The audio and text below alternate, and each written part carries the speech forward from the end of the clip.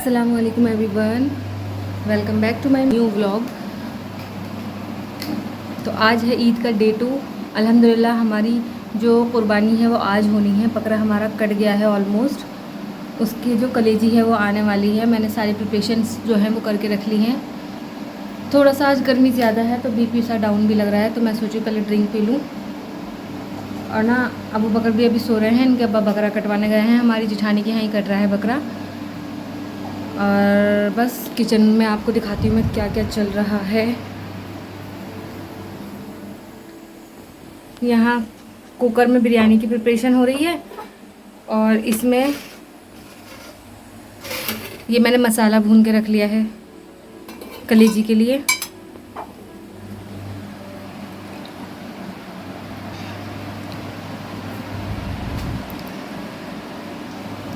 और आप लोग बताइएगा ईद का पहला दिन कैसा गुजरा है आपका, प्लीज़ कमेंट डाउन करिएगा। अच्छा गुजरा, कैसा गुजरा, क्या क्या खाया आपने।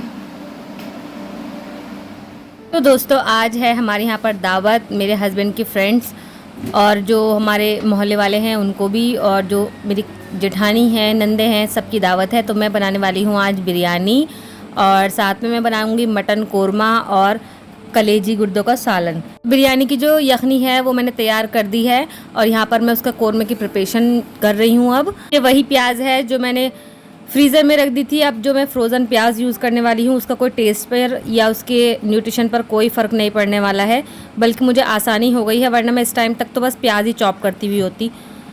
और जबकि मैं इतनी सवेरे की उठी हुई हूँ, फजर के बाद सोई भी नहीं थी आज, तभी से मैं आज काम में लगी हुई हूँ, तब जाकर मेरा इतना काम भी नहीं हो पाया है। और धीरे धीरे कर ही रही हूँ सब कुछ। तो यहाँ पर मैंने प्याज डाल दी है, गरम मसाले डाल दिए हैं, अच्छे से इसे फ्राई करूँगी। इतने फ्राई हो गए ना तो फिर गुर्दा कलेजी आ गए थे कट कर। ये हमारे जो बकरा है उधर ही कटा है हमारी जेठानी के यहाँ पर। तो बस मैं इसे अच्छे से वॉश कर रही हूँ। और ना मैं इससे पहले मतलब ईद से पहले आपके साथ ये ट्रिक शेयर नहीं कर पाई, मगर अब देख लीजिए, जब आप ना गुर्दा कलेजी या कुछ भी ऐसा धोते हैं ना तो उसमें थोड़ा सा ना आटा मिलाकर 5 मिनट के लिए रख दीजिए रेस्ट करने के लिए, और उसे अच्छे से फिर बाद में धो लेंगे ना तो किसी भी तरह की कोई स्मेल कुछ भी नहीं आएगी। तो मैं यहाँ पर ये अच्छे से इसमें आटा डाल दी हूँ और अच्छे से मिक्स करके रख रही हूँ इसे 5 मिनट के लिए। तब तक मैं कलेजी के लिए तेल चढ़ा देती हूँ। और तेल मैंने ये फुल्की वाला इस्तेमाल किया है, जिसमें कल मैंने फुल्की बनाई थी तो वो तेल बच गया था। और यहाँ पर साथ साथ मेरी बिरयानी की जो यखनी है उसकी बोटियाँ भी मैं प्याज में और उस मसाले में डालने वाली हूँ, जिससे मैं कोरमा तैयार करूँगी बिरयानी का। पहले मैंने सोचा हुआ था कि मैं पुलाव बनाऊँगी, फिर मैंने प्लान चेंज कर दिया। सोचा ईद है तो बिरयानी तो बननी ही चाहिए, और बस साथ साथ मैं दोनों चीज़ें ही बना रही थी। आप लोग बताइएगा कितनी गर्मी है आपकी तरफ, कैसा माहौल है, कैसा मौसम है, और खाना कौन बनाता है आपके यहाँ पर। आपकी अम्मी बनाती है, भाभी बनाती है। और ना मुझे ये किसी सब्सक्राइबर ने रिकमेंड किया था कि आप टिश्यू पेपर लगाकर हरा धनिया, हरी मिर्च वगैरह मतलब ये रखना, तो मैंने हरा धनिया रखा था और ये 2 दिन पुराना है, 2-3 दिन, और माशाल्लाह टिश्यू के अंदर बिल्कुल फ्रेश था। ये मैंने धोकर अच्छे से छन्नी में छान कर इसका पानी तब रख दिया था, और ये तो मैंने पेपर में ही रख दिया था पुदीना। तो यहाँ पर मेरा कोरमा देखिए ऑलमोस्ट डन ही है। बस जब चावल उबालूंगी साइड में और फिर इसकी लेयर आउट कर दूंगी। और यहाँ पर हमारी कलेजी जो है वो भी भून रही है, और ना फिर हमारा जो मटन है वो भी आ जाता है। मैं उसे अच्छे से वॉश करके उसका पानी ड्रेन आउट करके वो भी फ्रीज़र में रखने की तैयारी कर रही हूँ। ये मैं पहली बार इतनी बड़ी दावत होस्ट करने वाली थी, तो मुझे थोड़ा सा ना हौज पौज भी हो रहा था और हिम्मत भी आ रही थी, क्योंकि मेरी तबीयत ना थोड़ी ठीक नहीं थी। मैंने बताया आपको मेरा बीपी जो है वो लो हो रहा था। और ना मैं यहाँ पर ये गोश्त जो है वो पार्टीशन करके रख रही हूँ, मतलब ऐसे ना पन्नी में करके इसे बीच में से थोड़ा सा ना पार्ट कर दूंगी, जिससे कि जब बनाऊंगी ना तो बस एक पार्ट आराम से निकल जाएगा। और उस पर भी लिख भी रही हूँ। तो यहाँ पर मैंने लिख दिया, ये बेसिक जो मीट था वो था नॉर्मल, किसी भी चीज़ में यूज़ हो जाएगा।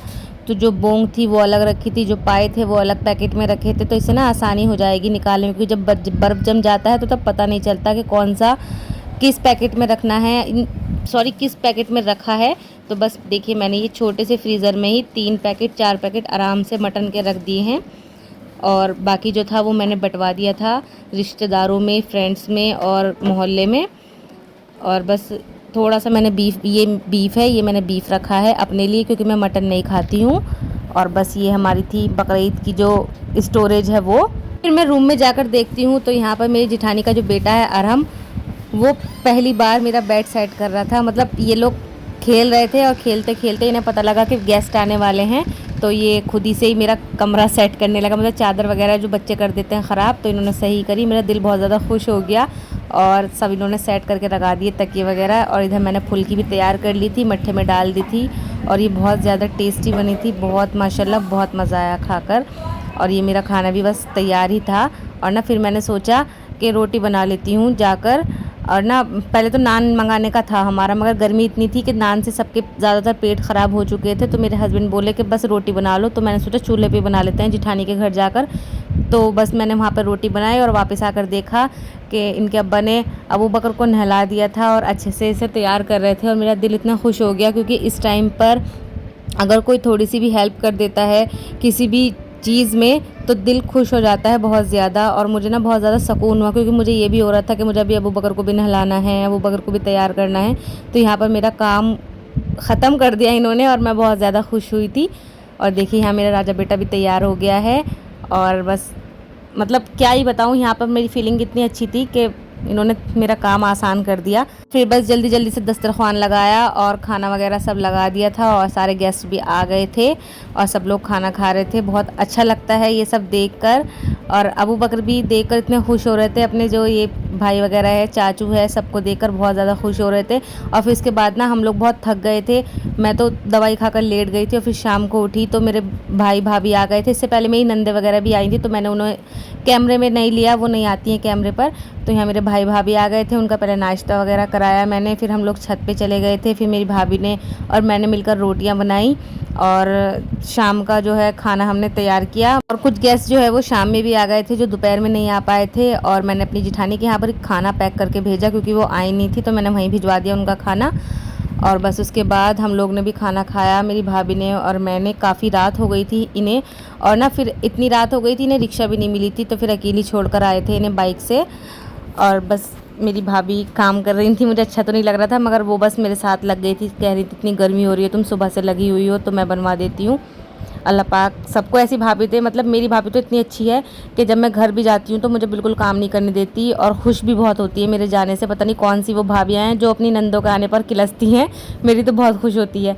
तो बस यहाँ पर जेंट्स लोगों ने भी खाना खा लिया था और ये हमारे पति देव जी आराम फरमा रहे हैं और अबू बकर को लेकर इनके मामा खड़े हैं। और अब हमारा भी टाइम था खाना खाने का, तो मन तो नहीं कर रहा था, बस मैंने फिर भी थोड़ी सी बिरयानी खाई। खाना बहुत ज़्यादा अच्छा बना था, सबने तारीफ़ की, तो मुझे बहुत दिल खुश हो गया। क्योंकि जब मेहनत करते हैं और कोई हमारी जो काम को अप्रिशिएट कर देता है, तो मतलब सारी थकान वकान सब दूर हो जाती है।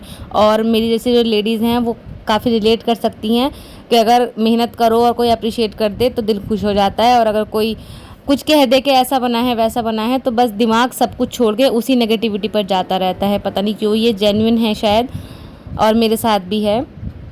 तो बस अब हम लोग यहाँ पर खाना खा रहे थे और भाभी को निकलना था, तो बस वो भी जल्दी से मेरे साथ बर्तन वगैरह धुलवा दी थी। मतलब खुद ही ने धो दिए थे सारे बर्तन। और फिर उसके बाद मैंने सारा डिनर सेट वगैरह सेट करके रखा, क्योंकि हाथों हाथ ही काम निमट जाए तो सही है। उसके बाद तो मतलब फैला रहता है, और वैसे भी ईद के मौके पर तो जितना फैलावा कम हो उतना ही सही रहता है।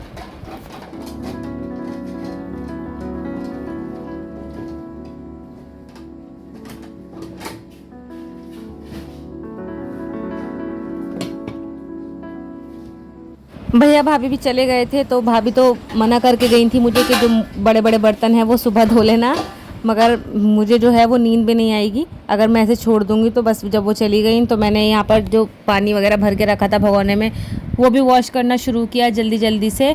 और मेरे ख़्याल से सभी को ऐसा होना चाहिए कि रात में ही अपना जो काम है वो सब समेट लें, जिससे कि सुबह को अलग ही पॉजिटिव एनर्जी के साथ हम लोग अपनी किचन संभाल सके।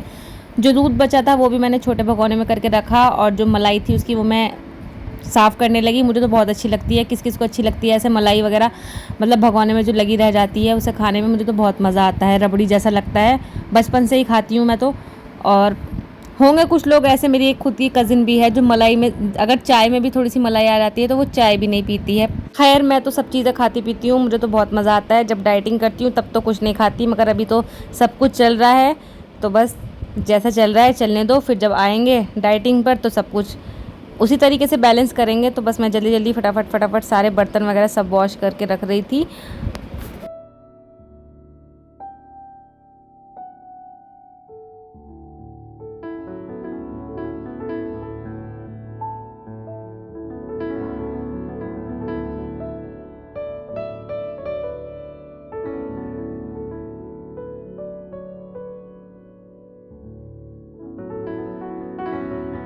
इन द एंड बारी आ जाती है गैस चूल्हा साफ़ करने की, क्योंकि इसके बिना तो पूरी कोई भी सफाई नहीं है। पूरा किचन साफ़ कर दो और गैस चूल्हा ना हो साफ़ करो तो ऐसा लगता है कि सफाई ही नहीं हुई है। तो ये तो रोज़ का ही रूटीन है, रात को सोने से पहले अच्छे से पूरा चूल्हा जो है वो अच्छे से वॉश कर देती हूँ, जिससे कि शाइन आ जाती है और किसी प्रकार के कोई धब्बे वगैरह भी नहीं रहते हैं इस पर। तो बस यही मेरा लास्ट काम रह गया था, इसे मैंने किया। अबू बकर जो है वो भी मेरे पास ही बैठे हुए थे, कभी खेल रहे थे कभी रो रहे थे। वो चाह रहे थे कि मैं उन्हें गोदी ले लूँ और सुला दूँ, क्योंकि रात बहुत ज़्यादा हो गई थी। 11 साढ़े 11 बजे का ये टाइम था। बस मैं सोच रही थी कि पहले काम ही कर लूँ, फिर इसे लेकर बस लेट ही जाऊँगी, क्योंकि अगर बैठ भी गई ना तो फिर मुझे आलस आ जाएगा, क्योंकि थकान मुझे आज बहुत ज़्यादा हुई है। इतनी थकान तो मुझे पहले कभी हुई नहीं जितनी आज हुई है। तो बस मेरा ये पतीला ही रह रहा था, इसे मैं फटाफट से धो रही थी, क्योंकि ना इसमें थोड़े से चावल लग गए थे, तो खुरचन जो जम जाती है वो उतारने में थोड़ा टाइम लग रहा था। बस ये मैंने किया और बस फाइनली अबू बकर को भी मैंने गोदी ले लिया था। और ये इतना रो रहे थे, मतलब कभी कभी तो कुछ ज़्यादा ही परेशान करने लगते हैं बच्चे। और परेशान क्या करने लगते हैं, बस ये है कि वो देखते हैं हमारे पेरेंट्स जो है हमें ले नहीं रहे हैं, अपने कामों में लगे हुए हैं और वो भी किलस जाते हैं, तो इस वजह से। और ये देखिए किस कदर सारा मैस जो था वो मैंने सब साफ़ कर दिया। और अब अबू बकर को ले लेती हूँ और इतने रो रहे हैं।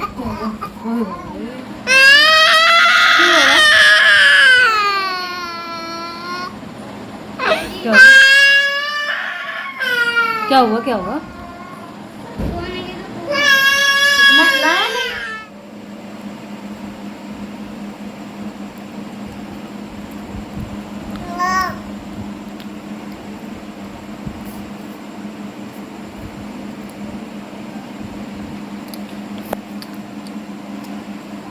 तो ऐसा रहा मेरा आज का दिन, देख सकते हैं आप, पसीने भरा। लाइट नहीं है और आ रही है जा रही है, अगर आ भी रही है तो। चलिए मिलते हैं अब हम नेक्स्ट व्लॉग में, तब तक के लिए आप अपना ख्याल रखिएगा, मुझे दुआ में याद रखिएगा। और आई हूँ, अगर नए हैं चैनल पर तो चैनल को सब्सक्राइब कर दीजिएगा, लाइक कर दीजिएगा, कमेंट कर दीजिएगा। ठीक है, सबको ईद मुबारक, अल्लाह हाफिज़, बाय बाय।